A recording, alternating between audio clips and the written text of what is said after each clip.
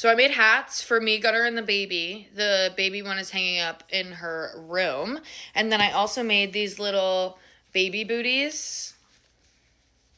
Okay, so I'm also making myself leg warmers, and these are so easy and turned out so cute. I'm going to do the second one as like a little tutorial because it is really simple to do, but they flare like a teeny tiny bit at the bottom, which looks so cute. Let me show you.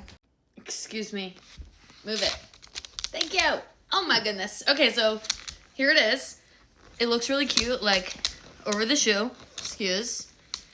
And I made mine kind of short, and then they can obviously scrunch a little bit too. And it's easy to like make them taller if you want. So I'll like tell you how to do that. This is zucchini, if you don't know. So I'm using size 4 yarn, and it recommends a 5.5 hook, so I'm gonna use a 6. So to start, like, chain as far up on your leg you want this to go. For me, that's 35, and then add one for the turning chain, so 36. If you chain 36 and you're like, that's too short, just keep going. No big. Okay, once you have this chain, I'm gonna work into the back bumps of the chains. If that's confusing for you, just do it however you normally do it. But like this is the front of the chain, kind of looks like a braid. And then the back, I'm working into this back bump right there. So I'm just gonna do 1 half double crochet in every back bump all the way to the end. Okay, I figured this would be easier to follow. So once you have this first row, now we're gonna make the side with the tail, the bottom, so the part that goes around the shoe. So we're gonna do 1 double crochet into the back loop only of this first stitch. So chain 2 and turn. And now you can do your double crochet however you want, but here's like a fun little way that I learned to make the edges at least a little bit smoother. So here's 1 chain, here's the second one. Go into the back loop of that second chain and pull through, and then go into the back loop only of the first stitch and pull through. And then here are your 3 loops for your double crochet.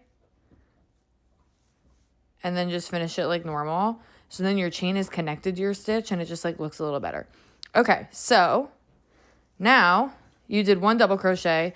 We're gonna do half double crochets into the back loop only of every stitch down the row until you have 1 stitch left. So same thing, and then when you have 1 left at the end, stop for a second.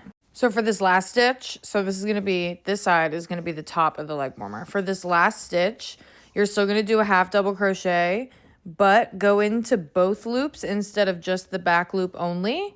And this is going to help this edge look a little bit nicer and more smooth than if we went into the back loop. So once you do that stitch, chain 1, turn your work. And then since we're working this way, your first stitch now is going to be the half double into both loops of the first stitch. So the first and last stitch on this side is going to be a half double into both loops. And then starting on your second stitch, you're doing half double into the back loop only. Oop, hello. And then just keep doing that until you have 1 left. Okay, with 1 left here, so this in the previous row is the double crochet that we did.